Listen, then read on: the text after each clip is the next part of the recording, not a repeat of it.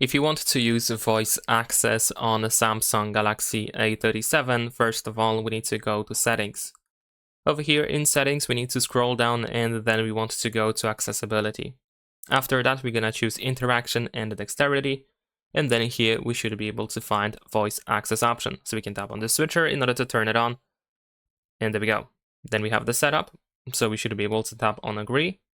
And then over here we have the option to stay informed, so voice access can use notifications to alert you of important changes to the app, so you can decide if you agree or not. Then we have the information about how we can activate voice access, so you can tap the accessibility button or use a chosen shortcut. You can swipe down from the top of your screen to tap voice access notifications, so this means that you have to go to notifications, of course. And if you have Gemini or Google Assistant activated, then you can just say, hey Google, start voice access. So we can tap on done. Then there is this tutorial.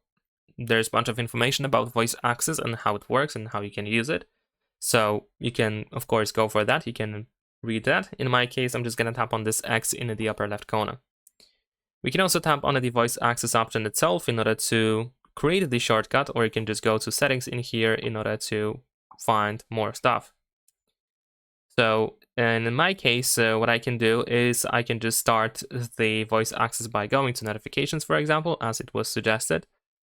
And actually, in my case, I don't have it in here for some reason. So maybe I'm just going to use the shortcut instead.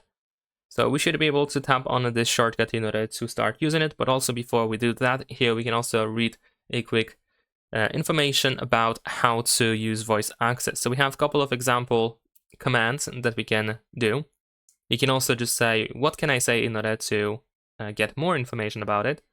And you can say stop listening if you want to deactivate voice access. Of course, when you turn it on, let's actually continue over here. Let's grant the permission. There we go. Then at the top, you will see this little bar that converts your speech into text. So you can know, if you say things out loud correctly. And then if you want to use a command, you want to make sure that you just say the command and nothing else. So in my case, I would have to just stay silent for a second, and then I can say whatever I want to do. So let's say if I want to open an app, then I just have to say go, and then the name of the app, or open and the name of the app. So let's see. Open Play Store. Open Play Store. There we go. So this is how it looks like. Of course, we can also say things like go back, go home, and so on. And like I said, if you want to make it stop listening, you just say stop listening, and that's it. So let's see. Stop listening.